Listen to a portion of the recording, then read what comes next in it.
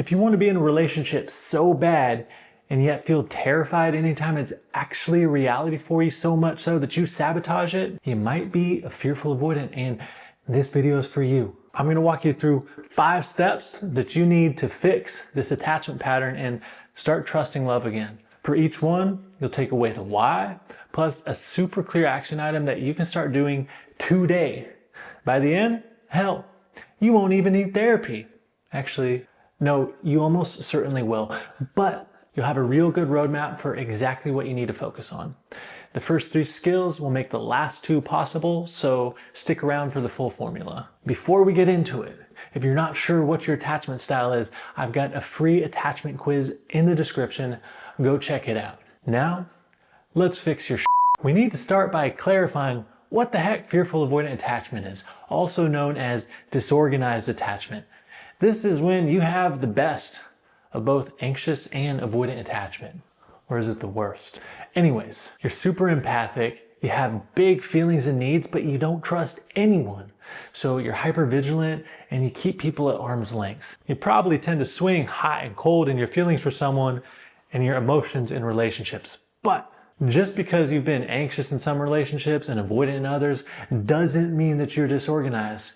It's when you flip-flop, exhibiting both in the same relationship, sometimes over a short time span. The origin of this style is typically rooted in much more significantly traumatic upbringings where caregivers were both the source of love and fear, and in a completely unpredictable manner. Sound like you?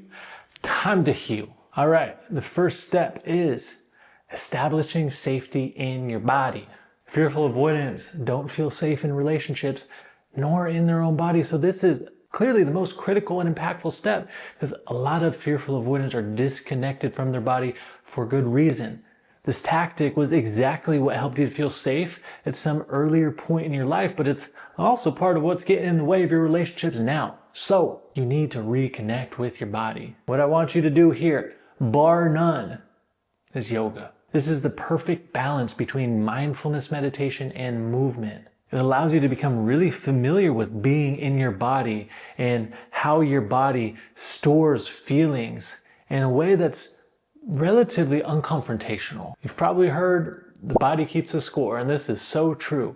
And yoga is a great way to start releasing some of that programming. If yoga is not your thing, you can try walking, meditating, Tai Chi, martial arts, team sports, cycling, swimming. I don't care. The world is your oyster.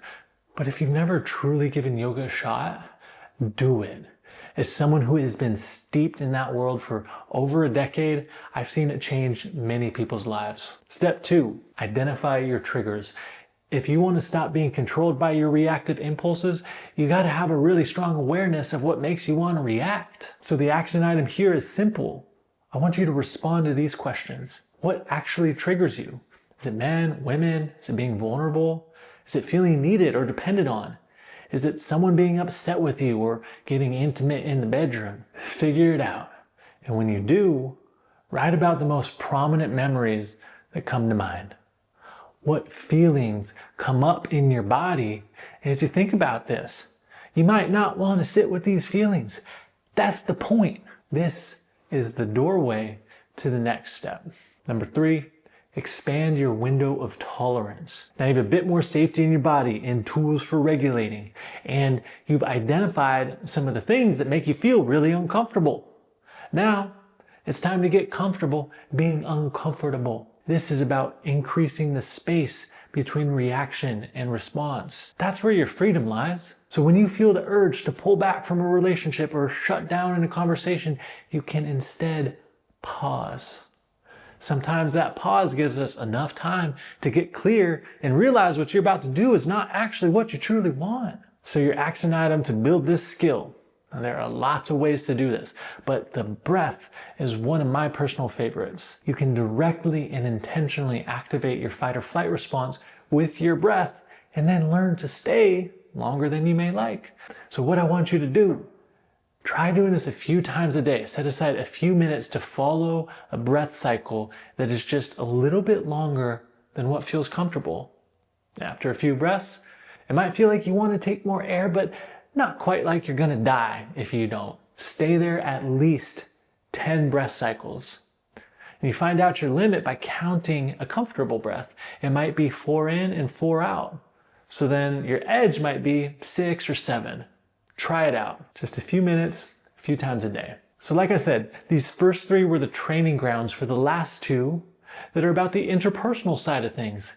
Interpersonal meaning relationships with other people. That's where the real healing is. Number 4, get comfortable being vulnerable. A lot of fearful avoidants are really good at helping others feel seen, and they're good at feigning vulnerability. This is where you might share something that appears vulnerable, but for you, it's practiced. You know it's not actually that deeply vulnerable thing.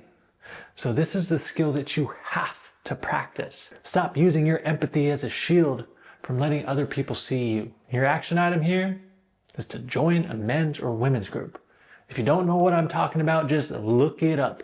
Put in men or women's group plus your location. Sometimes these will be faith-based, but not necessarily. Groups are a fast track to healing, especially groups where one of the values is growth and healing. Right? It gets you out of your own story, out of your own way. It helps you feel connected and seen, like, wow, I'm not the only one experiencing something like this. It helps you to feel safe in community again and trust people. So I hope that you can find something in your area that is aligned. If not, then consider going to an Al-Anon or Coda meeting. Al-Anon is a group for people who have had relationships with those struggling with addiction.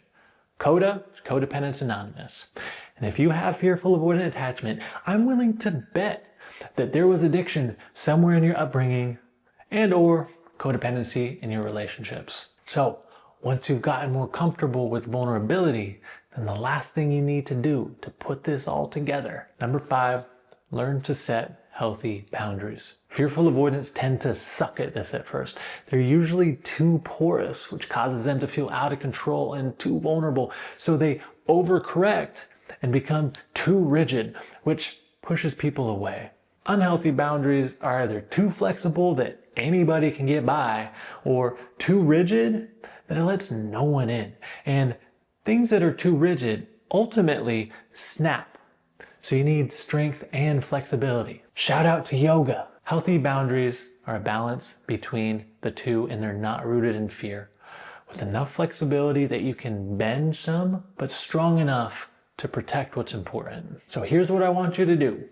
You have to get comfortable saying no and expressing what you need. So this next week, when someone asks something of you, before you respond, use the previous skills to notice if your body reacts in any sort of way. Do you feel compressed, anxious, annoyed, or obligated? That's your cue to say, it's gonna be a no for me, dog. But don't just say no. Practice also expressing what you need instead. If someone asks you to go out and you just want to read a book with a pint of Ben & Jerry's, say, no, I just need some me time tonight. Do it once this week. It will probably be a little uncomfortable. Good. That means it's working. Boom! There you have it. These 5 skills will go a long way in helping you to feel safe and build healthier relationships. But there's one more thing that will bring it all together. Build a relationship with all parts of yourself, especially the one that wants relationships and the one that avoids them like the plague. You'll find some gold mines in your subconscious that will really help you release some of the programs that are running your operating system. If you want help with that, you can always apply to work with me one-on-one, link below.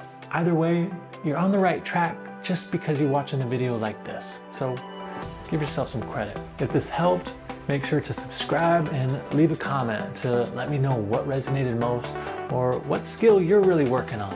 I genuinely love to hear from you. Thanks for watching, y'all. See you in the next one.